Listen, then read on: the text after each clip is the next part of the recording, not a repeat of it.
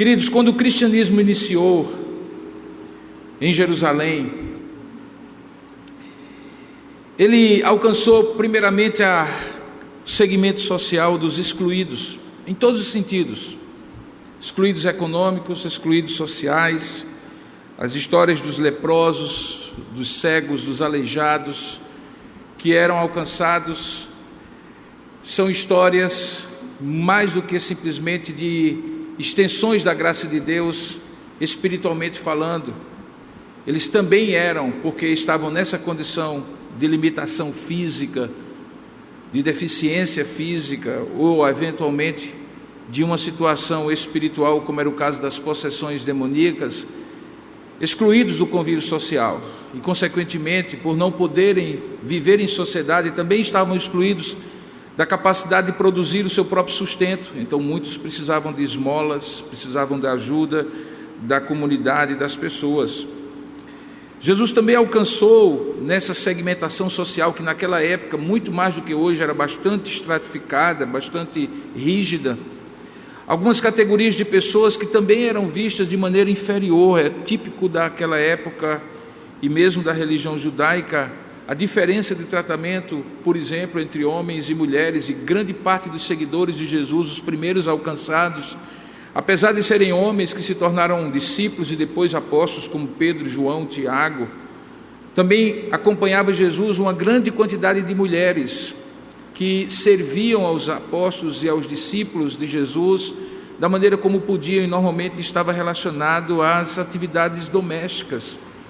Você tem o episódio, por exemplo, da ressurreição de Lázaro, e é apresentado a Marta e Maria, que também já eram conhecidas dos leitores dos evangelhos, por serem pessoas que hospedavam Jesus juntamente com seu irmão. E você lembra da história sobre Marta, particularmente, onde Marta é repreendida porque estava para cima e para baixo, e Maria, enquanto isso, se aquietava aos pés de Jesus, significando que a sua irmã Marta era aquela que, de maneira muito diligente, como é característica das mulheres que tomam conta de suas casas, cuidavam de todos os detalhes para que aquele encontro espiritual pudesse acontecer.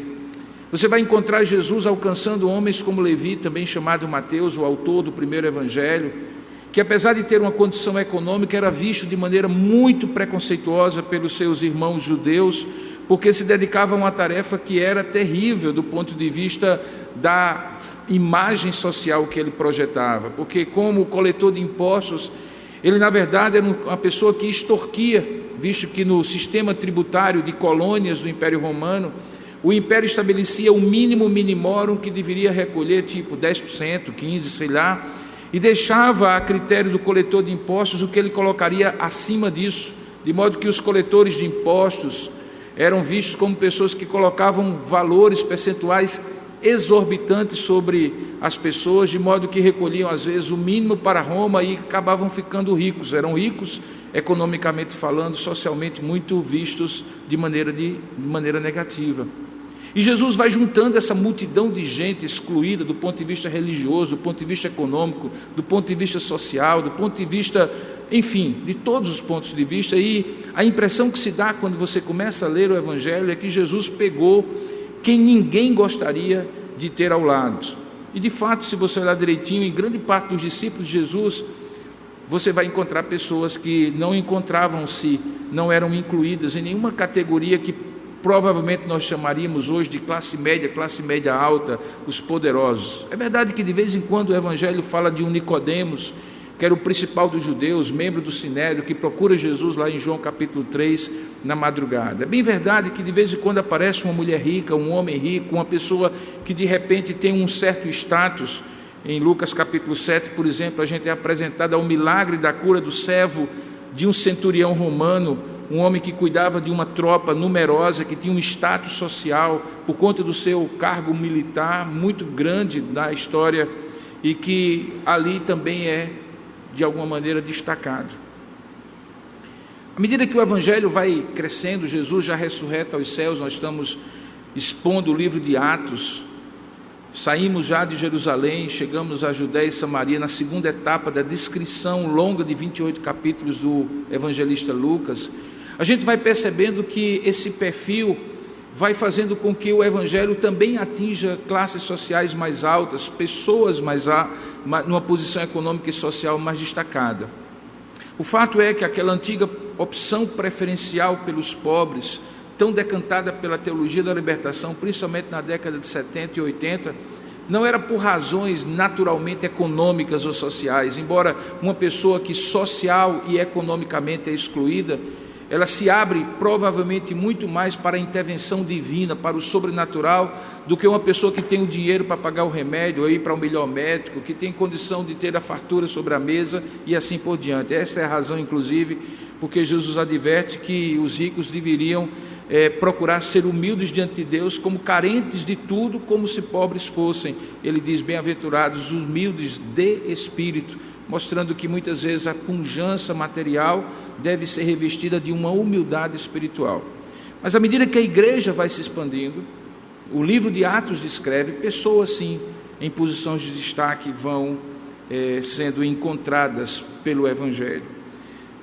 Nesse 5º episódio da 2ª temporada da série Edificarei a Minha Igreja, que é a temporada da igreja em Judéia e Samaria, nós vamos ver Jesus cumprindo pela ação do seu Espírito, conduzindo os apóstolos ao início da transição para a 3ª etapa do esboço do livro de Atos. Lembre que Atos 1, verso 8, diz que eles receberiam poder, como de fato receberam no capítulo 2, no dia de Pentecostes, do Espírito Santo, quando o Espírito Santo descesse sobre eles, como de fato desceu, e eles seriam testemunhas, tanto em Jerusalém, como em toda a Judéia, Samaria e até os confins da terra. Nós já vimos nos 8 primeiros capítulos, para ser mais exato, nos 7 primeiros capítulos, a igreja em Jerusalém. Começamos desde a chegada do Evangelho em Samaria, a fazer essa transição para a 2ª etapa do versículo 1, capítulo 1, verso 8, que é a igreja em Judéia e Samaria. Vimos nos episódios anteriores, inclusive, um marco divisor, um divisor de águas, que foi a conversão do principal perseguidor da igreja, Saulo de Tarso. Em Atos capítulo 9, é descrito como ele é alcançado pelo Evangelho. No capítulo seguinte, capítulo 8, o Evangelho chega a Samaria. Nós encontramos o Evangelho, no capítulo 9, Paulo é alcançado pelo Evangelho, e no capítulo seguinte, que é o capítulo 10, nós encontramos o Evangelho encontrando pela primeira vez pessoas gentílicas. Quem eram os gentios? Eram aqueles que absolutamente não eram nem judeus, nem mesmo frequentadores das sinagogas, alguns chamados prosélitos. Não eram samaritanos também, porque nem habitavam necessariamente na região da Samaria, nem cultuavam no lugar onde os samaritanos tinham feito um culto rival ao culto em Jerusalém. Gentios eram todos aqueles considerados pelos judeus pagãos, que adoravam outros deuses, ou simplesmente não adoravam a ninguém, que tinham uma visão secularizada da vida, se era possível isso no século I, em que Deus eventualmente não era a pessoa mais importante, o centro da existência deles. Eles iam para trabalhar como qualquer outra pessoa, para produzir como qualquer outra pessoa, para ter uma boa vida, e Deus definitivamente não era algo importante para eles. Esses gentios eram vistos pelos judeus como excluídos do pacto da aliança que Deus havia feito com Abraão. E, portanto, para muitos judeus cheios de orgulho e de autossuficiência, eles eram inalcançáveis pelo Evangelho. É costume encontrar-se no Evangelho, nos 4 Evangelhos, referências a judeus, de judeus referentes a gentios, de uma maneira muito pejorativa. Por exemplo, aquela mulher Ciro-fenícia, quando procura Jesus, sendo gentílica, a região da Síria e da Fenícia eram regiões gentílicas, Jesus profere para elas, para testar a fé daquela mulher, uma referência de um ditado popular que chamava os gentios de cachorrinhos. Lembra que ela pede para ter a sua filha curada, e Jesus diz que ele foi enviado às ovelhas perdidas da casa de Israel, e aquela mulher diz assim: eu sei, Senhor, mas mesmo na casa, os donos da casa, os filhos dos donos da casa, deixa cair uma comidinha da mesa para que os cachorrinhos, como vocês nos chamam, era isso que ela estava querendo dizer, possam comer. Tal era o preconceito dos judeus com os gentios, que eles achavam que os gentios estavam debaixo do juízo de Deus e não seriam alcançados. Algo contrário ao que a palavra de Deus diz quando chama Abraão, Isaque e Jacó e diz assim: sê tu uma bênção. Todos aqueles que te abençoarem serão abençoados, todos aqueles que te amaldiçoarem serão amaldiçoados, mas sê tu uma bênção. Deus chamou o povo da aliança para ser bênção para todas as nações. O tempo havia passado e eles tinham se em si mesmado, e a igreja recém-criada, recém-organizada, recém-publicamente percebida pela sociedade, trazia consigo um certo ranço da sua origem judaica, que achava que, eventualmente, os gentios não estavam debaixo do alcance da graça de Deus. Nessa transição da igreja em Jerusalém, passando para a igreja da Judéia e Samaria e chegando até os confins da terra, nos confins da terra estavam os gentios. E não eram confins apenas geográficos, porque em alguns centros urbanos, como por exemplo Damasco, a própria Jerusalém, Antioquia da Síria, que vai aparecer no capítulo 13, você tinha uma população cosmopolita, eram centros, entroncamentos comerciais, sociais, com muita troca de produtos, serviços e trocas simbólicas, culturais. Havia gentios ali entre eles, de várias religiões. Portanto, de alguma maneira, os confins da terra também estavam muito próximos deles, algo parecido com as nossas grandes metrópoles. Até uma cidade como João Pessoa, que não é uma metrópole, já vê nas suas ruas haitianos, venezuelanos, pessoas de outras nacionalidades, infelizmente muitos deles fugindo da miséria e da pobreza com movimentos migracionais. Mas numa cidade como São Paulo, por exemplo, calcula-se que você tem 195 a 200 etnias e cidadanias devidamente catalogadas. Você vai no centro de São Paulo, você encontra bolivianos, paraguaios, venezuelanos, de todo tipo de gente. Portanto, os confins da terra também estão no meio da nossa cidade.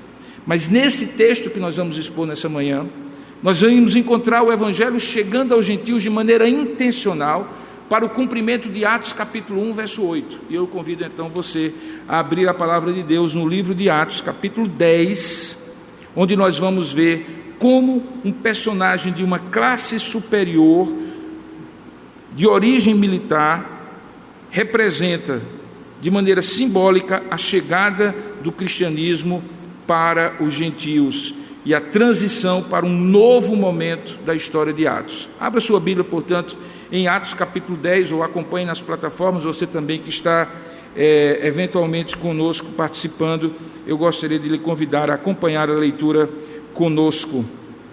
Atos capítulo 10, a partir do verso 1. Eu não vou ler o texto todo, é um texto longo, mas eu vou ler partes para que você possa ter o todo da história. Diz assim a palavra de Deus no versículo 1: Morava em Cesareia um homem de nome Cornélio, centurião da corte chamada italiana, piedoso e temente a Deus com toda a sua casa, e que fazia muitas esmolas ao povo e de contínuo orava a Deus. Esse homem observou claramente durante uma visão, cerca da hora 9 do dia, 3 horas da tarde, um anjo de Deus que se aproximou dele e lhe disse: Cornélio. E este, fixando nele os olhos e possuído de temor, perguntou: Que é, Senhor? E o anjo então lhe disse: As tuas orações e as tuas esmolas subiram para a memória diante de Deus. Agora envia mensageiros a Jope e manda chamar Simão Pedro, que tem por sobrenome Pedro. Ele está hospedado na casa de outro Simão, conhecido como Simão Curtidor, porque trabalhava com peles de animais, cuja residência está situada à beira-mar. Logo que ele se retirou, ou logo que retirou o anjo que lhe falava, chamou 2 dos seus domésticos e um soldado piedoso dos que estavam a seu serviço, e havendo-lhes contado tudo, enviou-os a Jope. No dia seguinte, indo eles de caminho, e estando já perto da cidade, subiu Pedro ao eirado, que era uma espécie de laje, uma espécie de plataforma em cima da casa que ficava no primeiro andar, por volta da hora 6, meio-dia, sol a pino. E mesmo assim, como era costume, nas 3 vezes do dia, como judeu, ele orava a Deus, embora já fosse, obviamente, apóstolo de Cristo, mantinha esse costume. Ele então, na hora 6, a fim de orar, sobe naquele lugar e, naturalmente, estando com fome, é meio-dia, ele quis comer. Mas enquanto lhe preparavam a comida no andar de baixo, ele teve um êxtase. A palavra que é usada aqui é uma visão. Então ele viu o céu aberto e descendo um objeto como se fosse um grande lençol, que era baixado à terra pelas 4 pontas do lençol. E em cima, dentro do lençol, havia toda sorte de quadrúpedes, de répteis da terra e de aves do céu. E ouvindo-se uma voz que se dirigia a ele, disse assim: levanta-te, Pedro, mata e come. Mas Pedro replicou: de modo nenhum, Senhor, porque eu jamais comi coisa alguma comum e imunda. E segunda vez a voz lhe falou: ao que Deus purificou, não consideres comum. E sucedeu isto por 3 vezes, e logo aquele objeto foi recolhido ao céu. O que significaria aquela visão para Pedro? É justamente aquilo que eu gostaria de expor nessa manhã. Curva a sua cabeça por um instante, vamos ler a palavra, vamos orar e pedir a bênção de Deus sobre a leitura da palavra feita. Ó Deus amado e querido Pai, nós rogamos nesse momento que o Senhor, na medida em que a Tua palavra é inspirada pelo Teu Espírito e suficiente já para falar ao nosso coração, o Senhor ainda tenha misericórdia de nós, que além da leitura possamos ouvir a Tua voz pela exposição fidedigna da Tua palavra. Pai, de mim mesmo eu não consigo expor a Tua palavra a ponto de produzir aquilo que Tu queres produzir no coração de cada um de nós, que é transformação espiritual. Eu posso até explicar, Senhor, porque eu estudei sobre essa palavra, mas eu não quero falar como alguém que está descrevendo a Tua palavra, comentando a Tua palavra. Eu te peço que pela Tua misericórdia Tu fales por meio da Tua palavra e pela minha boca, de tal maneira que eles aqui, onde quer que esse sermão seja visto e ouvido, possam ter ouvido a Tua palavra por meio das minhas palavras. Eu te peço que Tu tenhas misericórdia de mim, Pai, porque sou limitado, fraco e pecador. Purifica, portanto, os meus lábios, santifica o meu coração e usa-me nessa hora na vida dos meus irmãos, dos meus amigos. E ao mesmo tempo, assim como fizeste entre Cornélio e Pedro, prepara também o coração daqueles que estão aqui, dos que vão ver e ouvir, para escutarem a Tua palavra. Portanto, dilata o coração deles, expande o coração deles para abrigar toda a riqueza da Tua palavra e que ela seja transformadora na vida de cada um de nós. É o que nós oramos em nome e para a glória de Jesus. Amém. Queridos, essa é a 3ª vez que Lucas menciona a cidade de Cesareia. Havia 2 Cesareias. Havia a Cesareia de Filipe, que ficava para dentro do continente, e que está descrita em Mateus capítulo 16, quando Jesus pergunta aos seus discípulos: me diga uma coisa, quem o povo diz que eu sou? E eles dizem várias respostas, e ele então se volta para os discípulos e pergunta: e vós, quem dizeis que eu sou? Naquele momento há o que nós chamamos de confissão petrina.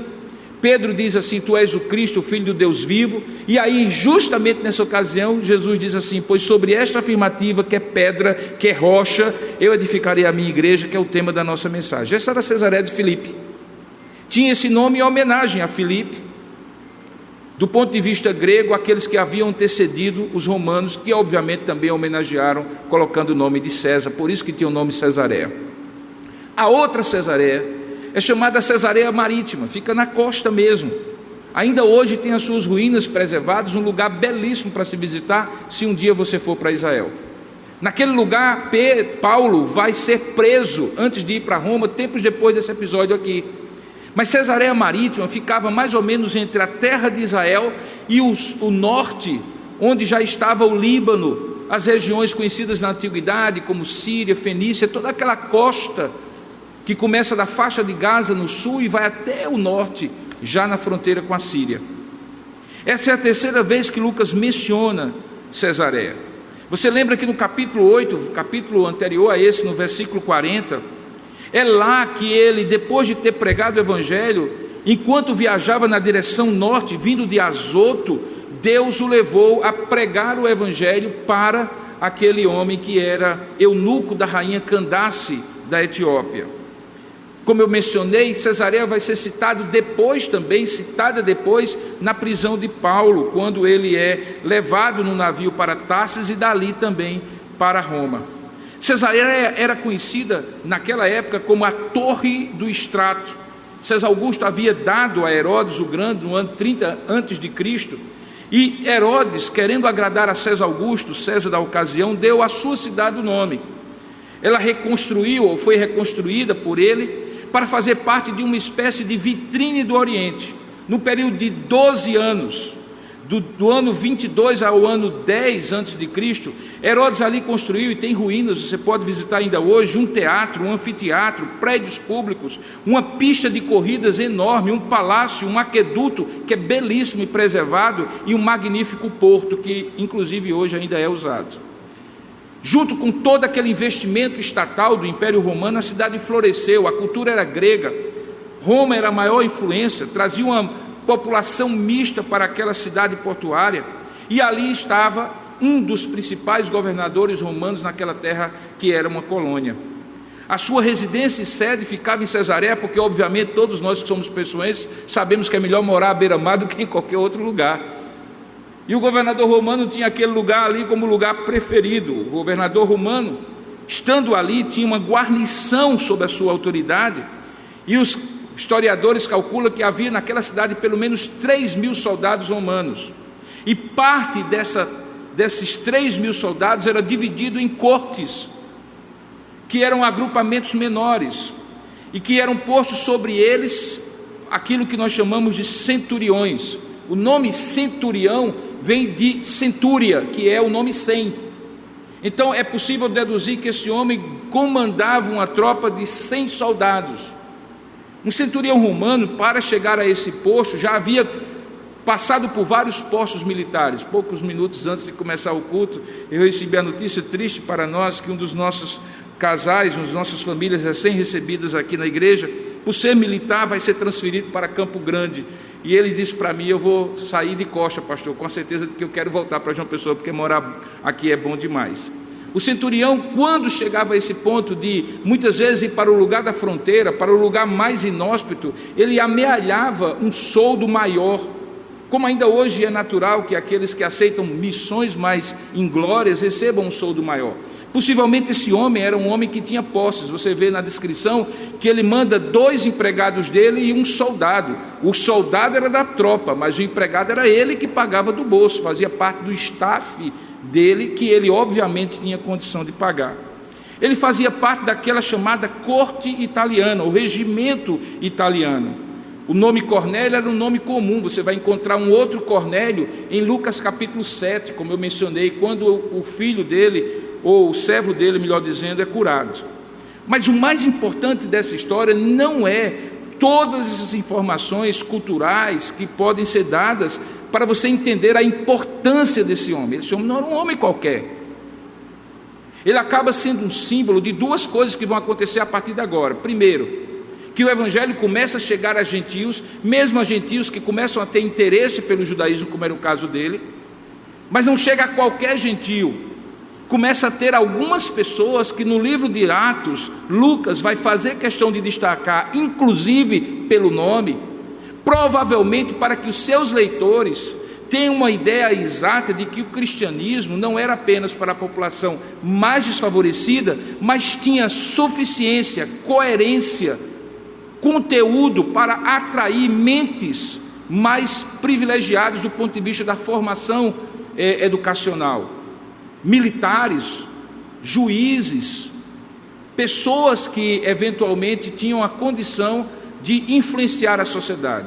Lucas está fazendo isso para demonstrar que o cristianismo, e eu vou usar uma expressão que obviamente é uma expressão absolutamente pejorativa, mas para que você possa compreender, não era uma religião da ralé, porque essa era a grande questão que Roma jogou sobre os cristãos como estigma, que o cristianismo não deveria ser levado em conta, porque diferente dos epicureus, dos estoicos, das religiões de mistério, que alcançavam as classes que tinham condição de formar opinião intelectualmente mais vantajosas ou avantajadas, o cristianismo era apenas para aqueles que, ignorantes, não compreendiam a fé. A fé mais sofisticada dos filósofos, a fé mais sofisticada do panteão romano, da mitologia grega, da mitologia romana. Ainda hoje, apesar de que mudou muito nesses 34 anos que eu sou pastor, eu me lembro que quando eu comecei o ministério, para você encontrar alguém na igreja, por exemplo, que tivesse um mestrado, você contava os dedos. Hoje você encontra jovens que saem da graduação, se tornam doutores antes dos 30 anos de idade, pessoas de várias classes sociais que, por exemplo, estão aqui ou estão nos acompanhando. Mas ainda hoje, e especialmente nesse momento do país, Cristãos têm sido associados com pessoas fundamentalistas, obscurancistas, pessoas que não têm raciocínio, que não têm sofisticação de pensamento, que são intolerantes, que não pensam, terraplanistas e assim por diante. Infelizmente, muitos daqueles que se identificam como cristãos e que têm representado o cristianismo acabam comprovando esse preconceito mesmo, porque assim o são mesmo. Mas nós sabemos que o cristianismo não é para ignorantes, embora seja para qualquer pessoa que com simplicidade, mesmo não tendo formação acadêmica nenhuma, tenha uma disposição de buscar a Deus. Não é uma questão, portanto, intelectual, mas certamente é uma questão que precisa que você tenha um conhecimento, daí porque os cristãos protestantes em particular são conhecidos na história como aqueles que alfabetizam as pessoas primeiro, onde quer que chegam, para que elas possam ler a Bíblia. Quando as crianças foram, por exemplo, recebidas como membros não comungantes da igreja de Tambaú, uma das perguntas que o ministro faz é a promessa que os pais devem fazer de educar aquela criança, ensiná-la a ler e ler com ela a Escritura Sagrada para que ela possa professar a sua fé no futuro. Por quê? Porque nós cremos na capacidade do processo de educação, de formação do conhecimento das pessoas, conduzir à verdadeira religião, à verdadeira salvação. Cornélio é contado, portanto, por Lucas aqui, o seu episódio, para demonstrar que o cristianismo não era uma religião apenas dos excluídos, mas também das pessoas que nas camadas mais altas começavam a questionar sobre a sua fé. Apesar disso, o mais importante mesmo é a descrição espiritual que é feita de Cornélio. Veja aí no versículo 2, que Lucas, depois de apresentá-lo do ponto de vista social, de quem ele era, do ponto de vista da sua função militar, diz que ele era um homem piedoso, veja o verso 2, e temente a Deus, e dizia que essa influência se espalhava com toda a sua casa. Ele era piedoso e temente a Deus com toda a sua casa, e era uma pessoa que, por causa dessa piedade e temor a Deus, fazia muitas esmolas ao povo, era um benfeitor, e de contínuo cultivava uma vida devocional, porque diz o texto que ele orava a Deus. Mais importante, porém, do que todas essas elucubrações e comentários de ordem social, política, econômica, é o foco que Lucas dá sobre esse homem, descrevendo, portanto, como um homem que, mesmo sendo gentil, era uma pessoa interessada nas coisas de Deus, a ponto de ser descrito como um homem piedoso e temente, não apenas e do ponto de vista intelectual, porque ele na prática vivia como se cristão fosse, como se um bom judeu fosse, como se um homem temente de Deus ele fosse, e de fato ele era. Essa descrição de Cornélio, segundo Simon Kistemaker, um dos principais comentaristas do Novo Testamento, demonstrava que ele tinha uma fé genuína no Deus de Israel, tinha conhecimento verdadeiro de seus preceitos e aguardava a vinda do Messias. Kistemaker completa, ele diz assim: sem as virtudes que Lucas menciona, Cornélio não poderia ter se tornado um crente, porque faltava a ele aquele temor e aquela reverência básica, ou faltaria a ele aquele temor e aquela reverência básica, que faz com que o homem se abra para a possibilidade de Deus fazer-se conhecido para ele. Em suma, Kistemaker conclui: ele, Cornélio, estava pronto para ouvir o Evangelho e aceitar Jesus Cristo como Senhor e Salvador dele. Quando eu me converti na década de 80, era comum as pessoas chamarem outras que nunca foram crentes, que nunca professaram a sua fé, mas de vez em quando apareciam na igreja, principalmente nas 3 festas do ano, ou nos 3 momentos mais importantes da vida, quando alguém era batizado, quando alguém se casava e quando alguém morria, de amigos do Evangelho. Os que são crentes há mais tempo lembram dessa expressão. Amigos do Evangelho era o que Cornélio era, só que ao invés de ser amigo do Evangelho, era amigo do judaísmo, que era a religião que até então ele conhecia. Ele não era, mas era. Possivelmente, se ele precisasse de alguma instrução, ele procurava o principal da sinagoga da sua cidade, mas ele não era, porque ele não tinha sido circuncidado, que era o vínculo com a religião judaica, assim como o batismo é o vínculo com o cristianismo, e não ritualizava igual aqueles no templo de Jerusalém, que precisavam ir pelo menos 3 vezes ao ano, na festa de Pentecostes, na festa de tabernáculo e na Páscoa, para adorar no templo e fazer os seus sacrifícios. No entanto, diz o texto, que ele era um homem que, sendo piedoso e temente a Deus com toda a sua casa, que fazia muitas esmolas, não era brincadeira, talvez ele fizesse até muitas esmolas do que os crentes da sua cidade, e de contínuo orava a Deus, e talvez ele orava mais a Deus do que os crentes da sua cidade, esse homem tem uma visão. Hora nona, 3 horas da tarde, diz o verso 3, ele está orando, possivelmente na sua casa ali em Cesareia, no seu palácio militar, ali onde ele estava na guarnição, e se aproxima dele um anjo, e o anjo diz a ele, chamando-o pelo nome. E eu destaco primeiramente esse aspecto: todas as vezes que Deus se revela a alguém, e se revela chamando-o pelo nome, cria-se uma tradição na Escritura Sagrada, que Deus vai dar para aquela pessoa uma revelação específica, uma descoberta de um propósito específico que Deus tem somente para ela. Daí porque você lembra no capítulo anterior, que quando Saulo estava indo para Damasco, o que aconteceu? Deus o chama por Saulo. Saulo, Saulo, por que me persegues? Aqui é Cornélio. Cornélio! Imagine o medo. Ele fixando os olhos naquele anjo e possuído de temor, é forte, veja o verso 4, ele perguntou: o que é, Senhor? Eu chamo a sua atenção para a diferença de Saulo e Cornélio. Lembra de Saulo? Quando Deus diz assim: Saulo, Saulo, por que me persegues? Saulo pergunta: quem és tu, Senhor? Aqui Cornélio: que é, Senhor? Parece que de alguma maneira Cornélio entendeu, talvez até pela sua vivência militar, que manda quem pode, obedece quem tem juízo. Ele foi logo dizendo: o que é que tem que fazer, Senhor? O que é então? Qual é a ordem? E então Deus diz para ele, ou o anjo diz para ele em nome de Deus: as tuas orações e as tuas esmolas subiram para a memória diante de Deus. É curiosa essa expressão, porque talvez seja uma das únicas no Novo Testamento e no Antigo Testamento em que Deus revela a nós que Ele vai fazendo uma contabilidade divina mesmo antes da pessoa professar a sua fé em Jesus Cristo. Sabe por quê? Porque assim como toda verdade de Deus, toda verdade do homem dita pelo homem é verdade de Deus, seja ele quem for, crente ou não, verdade é verdade de Deus e mentira é mentira do diabo, seja crente ou não que a profere, também é verdade na Escritura Sagrada que tudo aquilo que é feito para o bem manifesta a graça geral de Deus por meio daquela pessoa. Se aquilo vai ser para a salvação dela ou não, é uma outra questão, mas Deus não joga fora aquilo que é feito para o bem do próximo. Como a gente vai ver aqui na frente, ele precisou reconhecer Jesus como Senhor, e essas boas obras anteriores dele não entraram nessa equação, mas entraram na equação de que Deus estava registrando por serem expressões da graça geral de Deus, que usa quem Ele quer, como Ele quer, para fazer o bem a quem Ele quer. Quando um médico que é ateu, que blasfema contra Deus, entra numa sala de cirurgia e é usado com as mãos e a habilidade que Deus lhe deu para curar alguém, quem curou? Foi o médico? Não, o médico foi instrumento, quem curou foi Deus.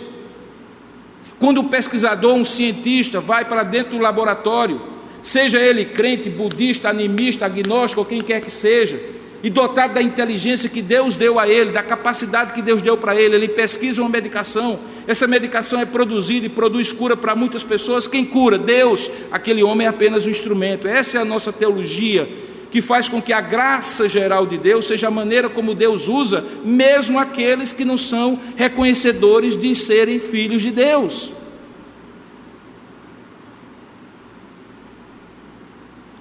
Diz o texto que Deus falou pelo anjo que as orações e as esmolas de Cornélio subiram para a memória diante de Deus. Eu sou capaz de dizer aos irmãos que aquelas memórias, daquelas esmolas e daquelas orações que Deus estava proferindo, que Deus estava registrando do que Cornélio fazia, já eram manifestações de um propósito que Deus tinha na vida de Cornélio para alcançá-lo nesse episódio que nós vamos descrever agora. Não eram à toa, eles não prepararam Cornélio, eles já eram os preparativos de Deus na vida de Cornélio, para que em determinado momento ele viesse a conhecer a verdade por inteiro. Veja a ordem que é dada para ele no versículo 5 do capítulo 10. E é interessante esse advérbio de modo que agora. Olha, é o seguinte, Cornélio, até agora é memória, e Deus registrou, mas agora você vai conhecer a razão mais profunda, a motivação mais profunda, o propósito mais santo, a razão mais significativa de você fazer o bem, de você dar esmolas, de você orar.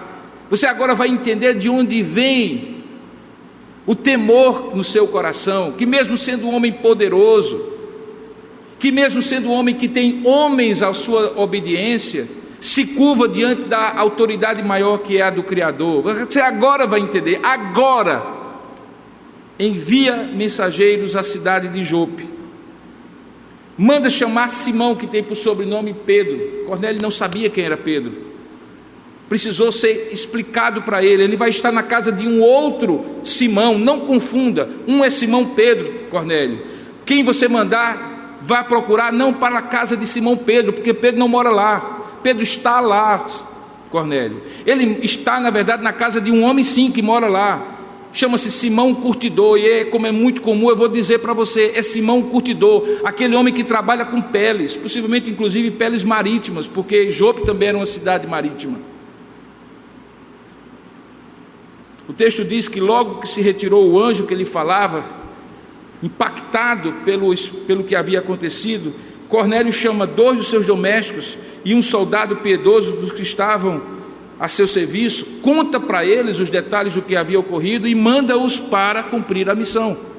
A partir daqui, a visão, ou aquilo que Lucas descreve, nos leva a 3 conclusões, e eu gostaria de conversar com você sobre elas hoje pela manhã. Você vai perceber, em primeiro lugar, uma condução sobrenatural de Deus em todos os acontecimentos. E vou dizer mais, uma condução sobrenatural e sincrônica, em alguns momentos até simultânea. Deus fazendo algo aqui com Simão Pedro, enquanto está fazendo algo aqui com Cornélio, em algo semelhante ao que ele havia descrito no capítulo 9 anterior a esse, quando ele estava falando com Saulo no caminho para Damasco, e enquanto isso falando com Ananias na cidade de Damasco, dizendo que o que estava acontecendo com Saulo era um propósito dele, e que ele deveria ir lá para orar e o homem deixar de ser cego e começar a pregar o evangelho, porque Deus havia transformado. O primeiro aspecto que eu gostaria que você entendesse, a partir daquilo que eu vou lendo e comentando com você, é que Deus conduz de maneira soberana, simultânea e muitas vezes sincrônica ao mesmo tempo os acontecimentos, de tal maneira que Deus, enquanto falava com o centurião Cornélio na cidade de Cesareia, Deus falava com Pedro, o apóstolo, na cidade de Jope. E parece que nós estamos diante de um padrão aqui, e esse padrão decorre de um aspecto da natureza de Deus. É que Deus é mesmo Senhor do tempo e da história, é que Deus mesmo é soberano, Ele não dá ponto sem nó, Ele trabalha aqui, trabalha ali, faz as duas coisas se juntarem. Isso aconteceu já na minha vida várias vezes, eu imagino que na sua também. Alguns reportam isso como coincidência, como sorte, como alguém que facilitou as coisas. Deus lá do alto deve dar uma grande gargalhada e dizer: se não sabe ele que fui eu que fiz tudo isso. Ele vai descobrir, e quando você descobre, você entra numa dimensão de comunhão com Deus que lhe deixa tranquilo, porque você então deixa de trabalhar e operar na base da sorte e do azar, das coisas aleatórias que você não controla, e obviamente ninguém controla, e começa a viver a sua vida de maneira calma, serena e tranquila, sabendo que é Deus que faz todas as coisas acontecerem.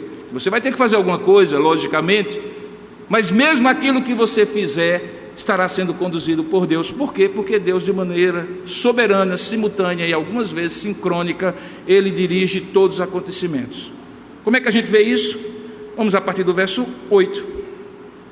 No dia seguinte, que eu não li ainda, indo eles quem? Aqueles 2 empregados e o soldado, de caminho, e estando já perto da cidade, subiu Pedro ao eirado por volta da hora 6ª, meio-dia, a fim de orar. Estando com fome, ele quis comer, tudo muito natural, e enquanto lhe preparava a comida, sobreveio um êxtase, e o êxtase era o sobrenatural. Veja o sobrenatural e o natural caminhando juntos. O que é que ele viu no êxtase? Uma coisa absurdamente inaceitável para um judeu. Se você for para as páginas do Antigo Testamento, principalmente no livro de Êxodo e de Levítico, você vai encontrar uma lista de práticas que são consideradas práticas imundas. Imundas em que sentido? Porque são sujas, não necessariamente, mas principalmente imundas porque impossibilitam aquela pessoa de adorar a Deus. Por exemplo, se você tocasse num cadáver, mesmo de um parente seu, o que era aceitável da sua parte, afinal de contas, quando a gente se despede de uma pessoa que a gente ama, é difícil não tocar naquele corpo que a gente tantas vezes abraçou, beijou e cheirou, tudo bem, mas você tinha que passar 7 dias sem entrar no templo. As mulheres, se estivessem no seu ciclo menstrual, por conta da possibilidade que com os seus fluidos contaminassem outras pessoas, também tinham que ficar 7 dias fora de entrar no templo ou no tabernáculo. Após as relações sexuais, ou os homens que tivessem com poluição noturna, também não podiam entrar no templo, por um período de tempo. Mas havia uma categoria especial, que era o tipo de comida que eles podiam comer, e que eram impuras ou puras.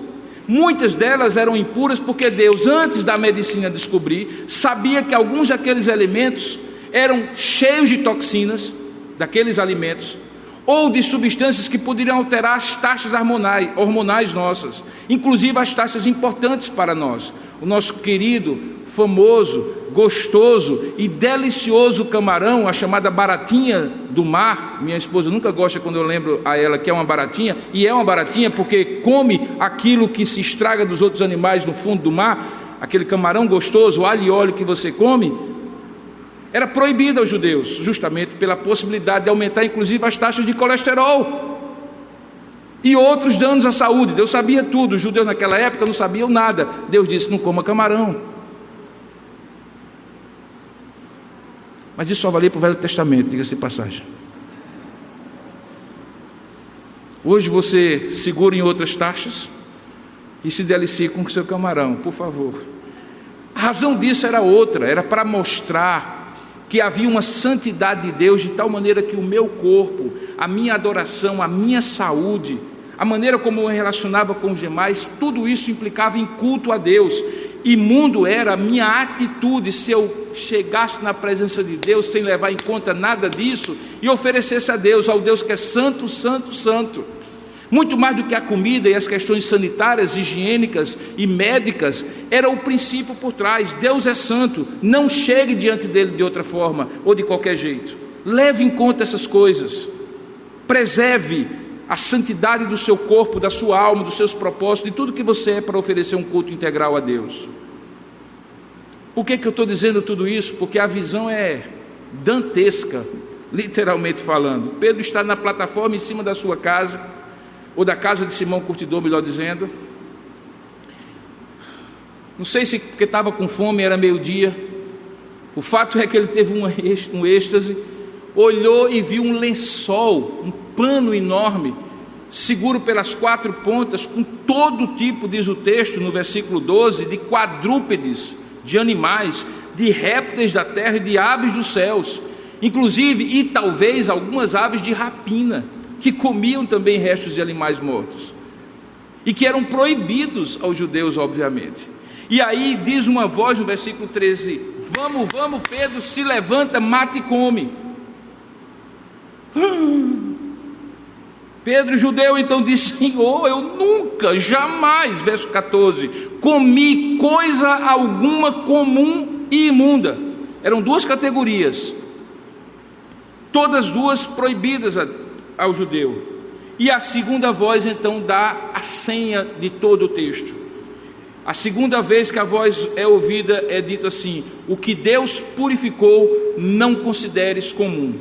No texto grego a ideia é assim: ao que Deus santificou, ao que Deus separou para si, porque a palavra de santificação é a palavra de separação. Deus separa. Quando a gente pega um instrumento musical aqui, a gente compra para a igreja e diz assim: isso aqui está consagrado a Deus, significa que está consagrado ao serviço. Quando a gente aluga um galpão que antes era um lugar onde se guardava cigarros da Souza Cruz, e que foi comprado, não, alugado pela igreja, comprado ao Senhor, abençoa, mas alugado pela igreja e reforma, e aqui é um lugar santificado, não é porque esse lugar aqui deixou de ser um lugar com paredes, pregos e todas as outras coisas, cimento e assim por diante.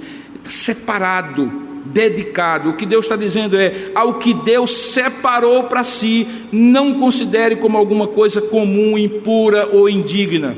E isso aconteceu 3 vezes. Os comentaristas dizem que isso aconteceu 3 vezes porque Pedro gostava com essa ideia de 3, né?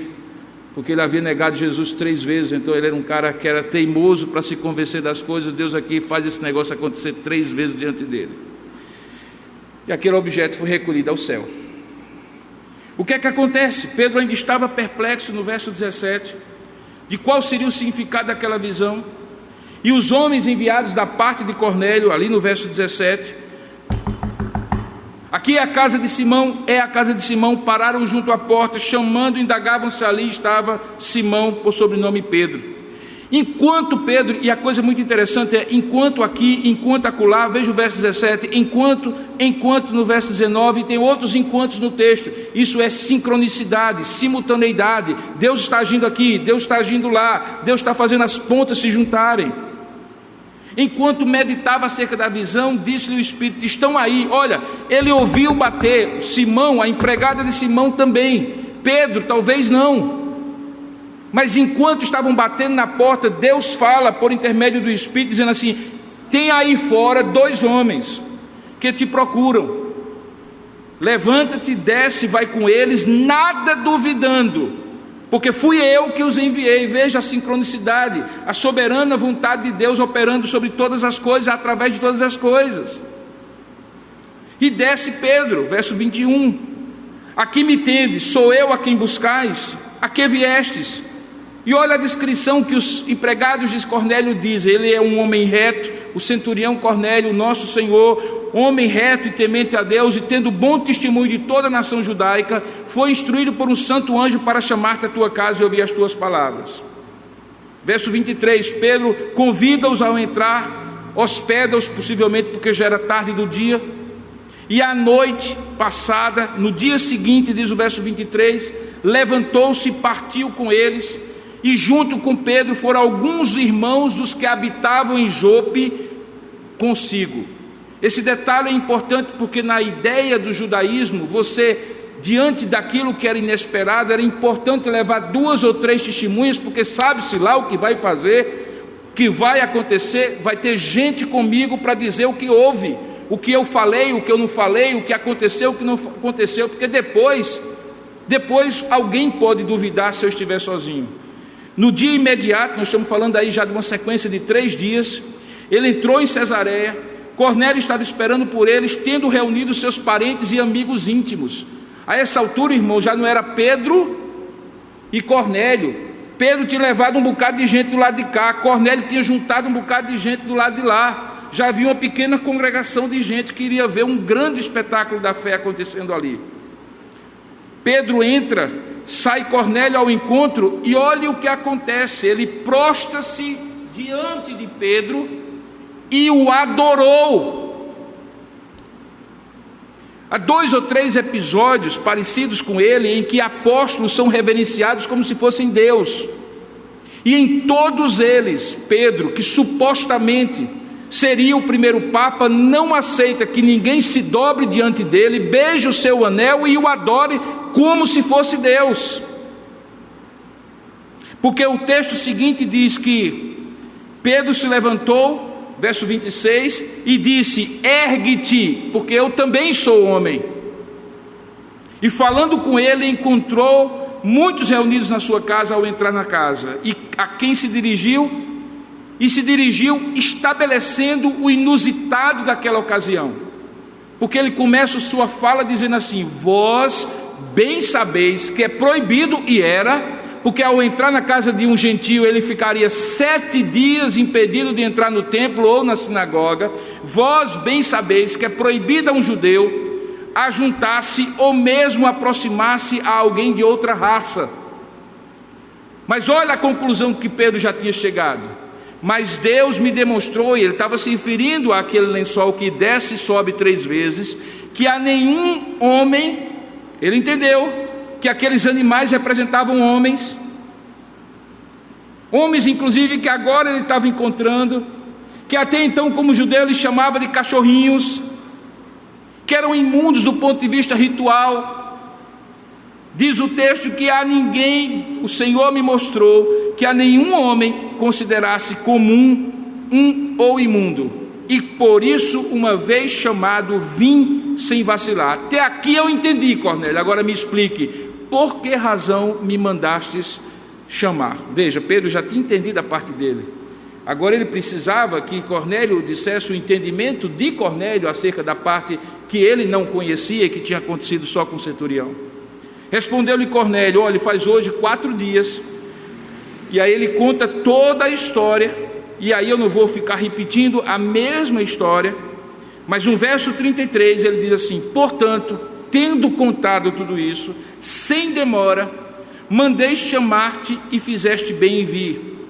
E olha o que é que Cornélio diz: agora, pois, estamos todos aqui na presença de Deus. Que consciência é essa, irmãos, de um homem que não era judeu?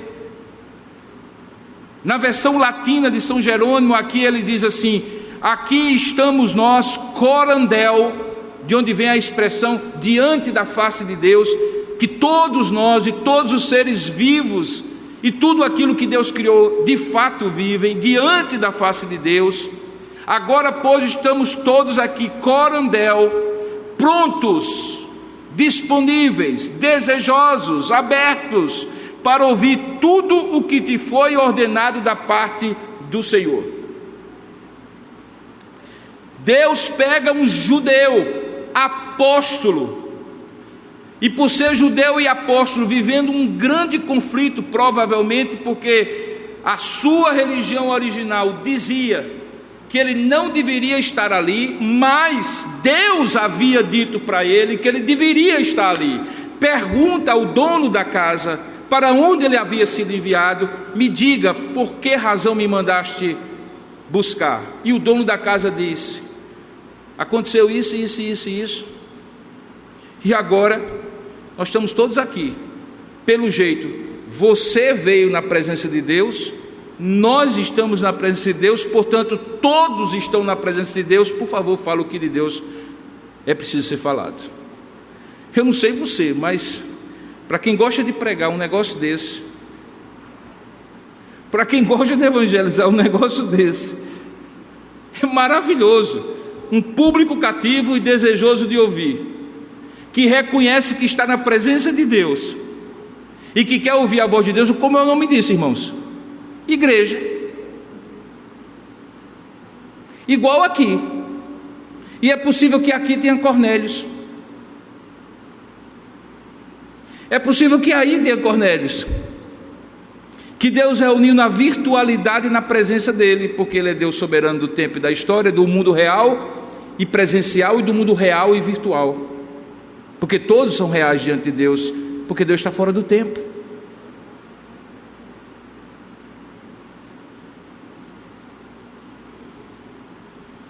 Como é que você começa o sermão nessa situação?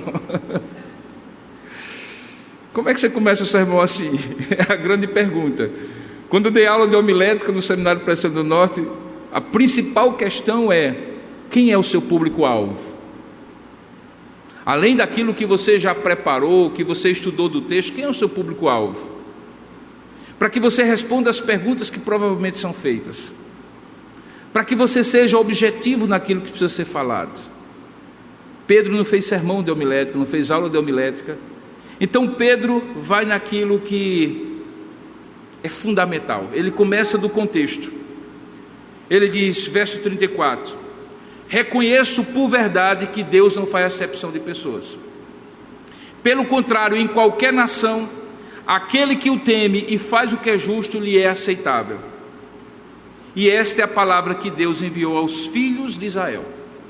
E aí Pedro vai para o Evangelho. E aí chega no meu segundo ponto.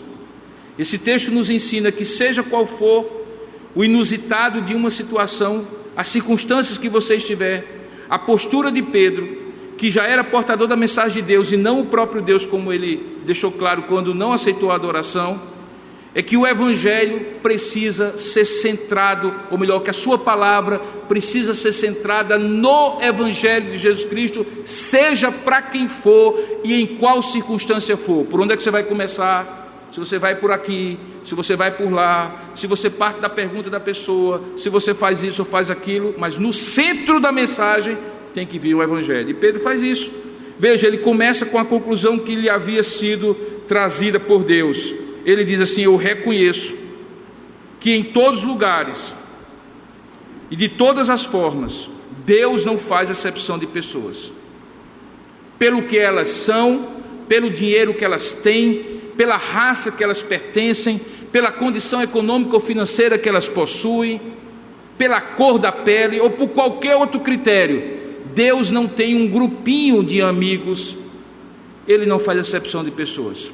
Pelo contrário, seja quem for essa pessoa, se a pessoa o temer e fizer o que lhe é justo diante da sua lei, aquilo lhe é aceitável. Talvez não seja suficiente, e por isso eu vou dizer mais, dizia Pedro. A palavra que Deus enviou aos filhos de Israel é que o Evangelho da paz, por meio de Jesus Cristo, precisa ser anunciado. Veja aí o verso 36. Este Jesus é o Senhor de todos. E o que é que Pedro vai fazer agora? Contar a história de Jesus Cristo. Porque o Evangelho é a história de Jesus Cristo. Quem Ele é, o que Ele ensinou e o que Ele faz. Veja a partir do verso 37, ele diz assim: vós conheceis a palavra que se divulgou por toda a Judéia, tendo começado desde a Galiléia, depois do batismo que João pregou. Como Deus ungiu a Jesus de Nazaré com o Espírito Santo e com poder, o qual andou por toda parte fazendo o bem e curando a todos os oprimidos do diabo, porque Deus era com ele. Nós somos testemunhas de tudo o que ele fez na terra dos judeus e em Jerusalém, e ao qual também tiraram a vida pendurando-o no madeiro. A este Deus ressuscitou no terceiro dia e concedeu que ele fosse manifesto, não a todo o povo, mas às testemunhas que foram anteriormente escolhidas por Deus, isto é, a nós, como discípulos, que comemos e bebemos com ele depois que ressurgiu dentre os mortos. E eu estou aqui, Cornélio, porque ele nos mandou, verso 42, pregar ao povo e testificar que é ele quem foi constituído por Deus, juiz de vivos e de mortos. Dele, todos os profetas dão testemunho de que por meio do seu nome, todo aquele que nele crê, recebe remissão de pecados. O que é que Pedro estava pregando? Aquilo que nós chamamos de querigma. Ele pregou isso em Atos capítulo 2. E todos os sermões que Lucas descreve no livro de Atos se resumem a isso. Jesus veio como cumprimento das promessas e profecias do Antigo Testamento. Jesus viveu uma vida perfeita, morreu uma morte perfeita, ressuscitou de maneira perfeita, foi assunto aos céus de maneira perfeita e voltará para julgar o homem e os homens vivos e mortos. Nele está a remissão dos pecados, e fora dele não há salvação. O que foi que Pedro fez? Pregou a um homem que era muito bom, da mesma maneira como ele pregaria a um homem que fosse muito ruim, porque ninguém é salvo porque é muito bom, ninguém é salvo porque é muito ruim, porque todos pecaram e carecem da glória de Deus.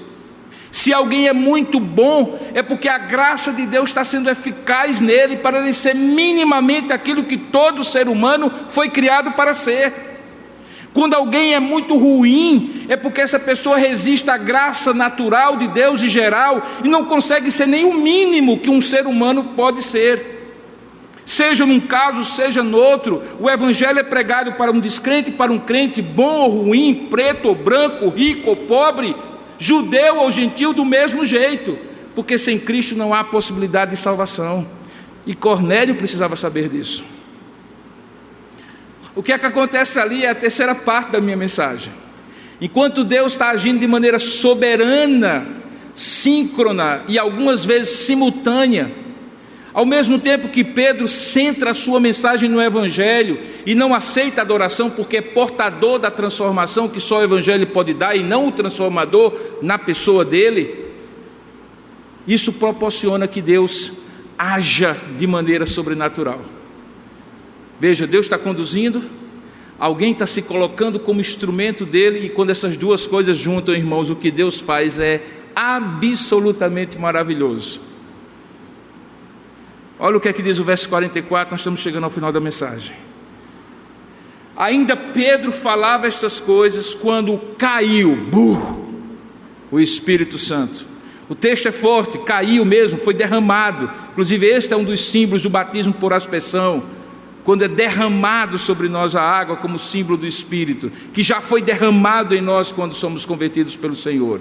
Então, quando caiu sobre o Espírito Santo sobre todos os que ouviam a palavra, preste bem atenção, todos que ouviam a palavra, o Espírito Santo caiu sobre ele, e os fiéis judeus que eram da circuncisão, que provavelmente tinham vindo com Pedro da casa de Simão para acompanhar ele como testemunha, admiraram-se. Eram gentios, irmãos. Como é que o Espírito Santo ia descer em gente que não era judeu? Era a admiração deles. Admiraram-se porque também sobre os gentios foi derramado o dom do Espírito Santo. É a terceira vez para um terceiro grupo diferente. Atos capítulo 2, só judeus. Atos capítulo 8, samaritanos. Atos capítulo 10, gentios. Alguns chegam a dizer que são 3 Pentecostes: o Pentecoste judaico, o Pentecoste samaritano e o Pentecoste gentílico. Uma época de transição para mostrar que todos que creem em Cristo são incluídos nessa nova realidade chamada igreja, diferentemente do Antigo Testamento, que só era para judeus, na visão dos próprios judeus. O que é que acontece? A mesma coisa que acontece no capítulo 2. Eles ouviam aquelas pessoas, veja aí no verso 46, falando em línguas e engrandecendo a Deus. É a mesma expressão que tem em Atos capítulo 2, quando pessoas de várias nacionalidades ouviam eles falando na nacionalidade, na língua deles, as maravilhas de Deus. Não eram línguas estranhas que precisavam ser traduzidas, eram línguas como se hoje fosse sueco, norueguês, malaio, filipino, espanhol, português. E o estranho é que todos eram judeus, e nesse caso aqui todos eram gentios. Deus havia dado uma dotação especial para as pessoas começarem a engrandecer o nome dele, para que todos tivessem testemunho que era ele que estava fazendo. Então Pedro perguntou. E aí tem uma coisa interessante, lembra de Atos capítulo 8, quando Filipe está pregando para aquele eunuco na carruagem, ele explica o livro de Isaías, o eunuco se converte, aí é o eunuco que pergunta a Filipe: me diga uma coisa, tem um pouquinho de água aqui ao lado, um pouquinho ou muitinho, não sei, tem água aqui ao lado, o que é que impede que eu seja batizado? Agora eu entendi, diz aí Filipe, o que é que impede que eu seja batizado aqui? E Filipe disse: nada, basta que você crê em Jesus Cristo. Esse é o único critério. Aqui é o contrário, é Pedro que pergunta, provavelmente porque estava vendo a admiração dos judeus que tinham acompanhado. E aí, gente, está vendo aí o que aconteceu? Como é que alguém pode recusar a água para que eles não sejam batizados, aqueles que, como nós, judeus, receberam o Espírito Santo? O que é que acontece logo depois? O último verso que nós vamos ler. Ordenou que eles fossem batizados em nome de Jesus Cristo, e ali eles ficaram alguns dias fazendo um discipulado. Qual é a conclusão que nós chegamos desse texto, chegando ao final da nossa mensagem? Primeiro, que Deus cumpre o seu propósito maior, cumprindo pequenos propósitos individuais e particulares na vida de determinadas pessoas. Qual era o propósito maior? Que o Evangelho chegasse aos gentios. Quem foi o premiado? Cornélio. Qual era um propósito que Deus tinha na vida da minha família? Que eles conhecessem o Evangelho. A quem ele alcançou primeiro? A Robinho. E quando algumas vezes eu questionava com o meu pastor naquela época: mas pastor, é tão difícil dar testemunho quando eu sou o único crente. Ele dizia assim: no mar há poucos faróis, na costa há poucos faróis, E para iluminar uma grande treva, só precisa de uma luz. Você é o farol na sua casa. Cornélio era o farol na sua casa, e mais do que isso, Cornélio passaria a ser um farol entre todos os gentios. Você entende agora que sua história não é a sua história?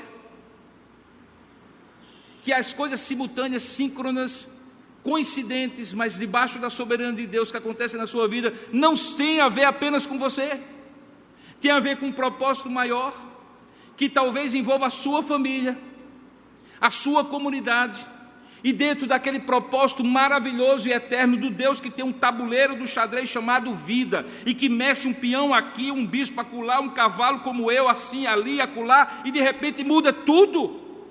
Deus pode estar mexendo você como um pequeno peão para fazer uma grande mudança no tabuleiro da vida e da história, e você nem sabe. Mas é porque Deus faz essas coisas, porque a condução soberana e simultânea dos acontecimentos demonstra que Deus cumpre o seu propósito maior, cumprindo os propósitos particulares na vida de cada um de nós. Não se sinta o tal, Deus faz isso com muita gente, na verdade Ele faz isso com todos. Mas não se sinta pensando que tem a ver só com você, não tem. Deus quer abençoar você e ser parte desse xadrez, desse tabuleiro da vida. E isso é maravilhoso, sabe por quê? Porque Deus cumpre o seu propósito. Nada acontece por acaso. Nada acontece por acaso. Deus está conduzindo você. Segunda lição, Deus nos ensina a não limitar a ação de Deus às nossas preconcepções. Essa grande lição foi Pedro que teve que aprender. Pedro estava certo, porque dentro da tradição religiosa dele era isso que ele tinha que dizer: Senhor, que é isso? Eu nunca comi nada incomum, ou melhor, comum e imundo. Como é que eu posso comer agora? Mas veja, Deus quebra nos evangelhos inteiros, na palavra de Deus inteiro, nossas preconcepções, nossas limitações de visão, nossa cegueira de achar que Deus é quadradinho no sentido de que Ele não é soberano para fazer infinitamente além daquilo que pedimos ou pensamos. Certamente naquilo que Ele revela, Ele não desmente aquilo que Ele revela, mas há muita coisa que eu acho que Deus revela, e eu preciso reconsiderar. Será que é isso mesmo? Será que essa maneira que eu estou vendo é essa mesma? Será que a maneira como eu vivi a vida toda é isso mesmo? Ou Deus revela algo diferente da sua palavra para que eu aprenda a jogar fora o que é secundário, a embalagem, o lixo, e ficar só com o tesouro? Eu preciso entender que na revelação progressiva de Deus, Pedro estava certo até aquele ponto em que ele havia sido criado. Mas Deus estava trazendo uma nova aliança da qual ele era inclusive parte, e para isso ele precisava olhar para além dos muros do judaísmo. Eu já tive algumas experiências de cair do cavalo, irmãos, de coisas que eu olhei e disse assim: não, acho que isso aqui não é de Deus, e era de Deus, era diferente do que eu achava, mas era de Deus. E eu tive que refazer os meus conceitos, abrir mão das minhas preconcepções, não naquilo que era central ao Evangelho, mas naqueles plugins, naquelas coisas que foram adicionados da minha cultura, da minha concepção religiosa, mas que não era do Evangelho. Pedro então entendeu que não devemos nos limitar à ação de Deus às nossas preconcepções. E finalmente Deus nos ensina que seja qual for a história de vida de um indivíduo, ou de um grupo de pessoas, ou de uma família, ou de alguém, ou de um grupo, ou de uma sociedade, o Evangelho é primordial, indispensável, central para alguém ter um relacionamento real e verdadeiro com Jesus Cristo, para que essa pessoa entre de maneira visível e invisível na comunidade dos que creem, que é o povo de Deus. Não há como você dar um verniz religioso e a pessoa mudar de lado, como se isso fosse uma mudança de lado. Deixa de torcer pelo Vasco, passa a torcer pelo Flamengo, ou vice-versa. Não, é mais do que isso, não tem a ver com camisa, tem a ver com coração. E isso só quem muda é o Evangelho. E por isso que Pedro, diante daquela oportunidade, o setup que Deus tinha feito, perfeito, de uma igreja que já estava pronta e que precisava ouvir o Evangelho, ele prega o Evangelho. Se tem alguma coisa que a gente não pode deixar de falar, é do Evangelho. Se você tiver que falar do Evangelho ou da Igreja Presbiteriana de Tambaú, esqueça a Igreja Presbiteriana de Tambaú. Se você tiver 5 minutos descendo de um elevador, ao invés de você convidar para a Igreja Presbiteriana de Tambaú, convide a pessoa para ter um encontro com Jesus Cristo. Ao invés de você falar como é maravilhosa essa igreja, eu acho ela maravilhosa, está ficando cada vez mais maravilhosa, porque graças a Deus o povo está começando a voltar, a gente está começando a ter de novo culto, que coisa maravilhosa, fale como maravilhoso é o Evangelho. Ao invés de falar como pastor A, pastor B ou pastor C prega ou não prega, é bom ou não é bom, fale de Jesus, que o pastor é apenas portador, como Pedro foi apenas portador diante de Cornélio.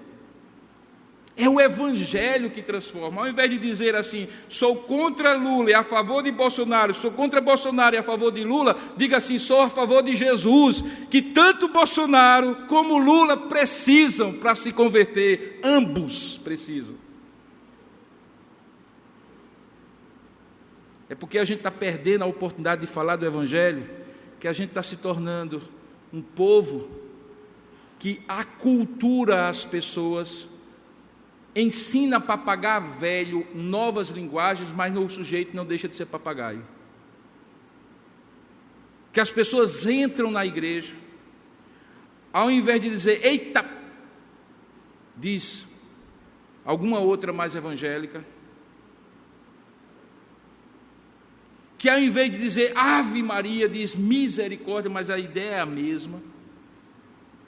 Que ao invés de ter costumes anteriores, passa a ter costumes posteriores, mas o coração continua isento do Evangelho.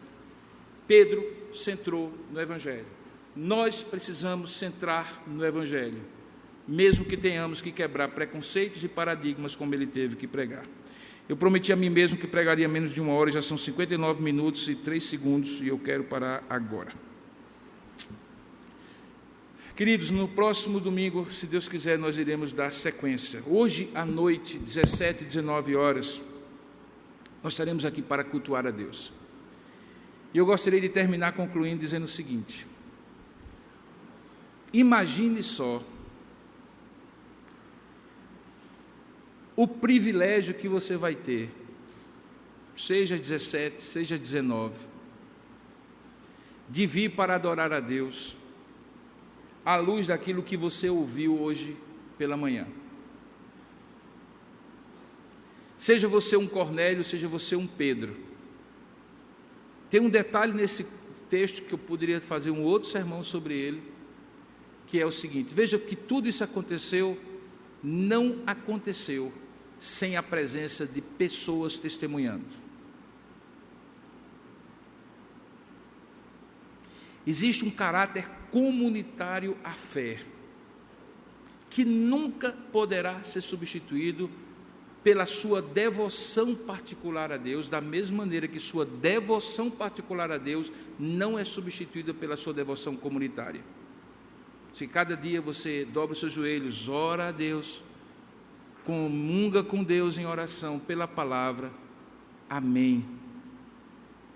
Se no dia do Senhor, quando Deus convoca o seu povo, povo da sua aliança, para estar na presença de outros irmãos, para adorar ao único Deus verdadeiro, faça com a mesma devoção como Pedro levou testemunhas consigo e Cornélio juntou toda a sua casa e seus amigos mais íntimos, porque o que é bom para você é muito melhor quando você compartilha com muitas pessoas.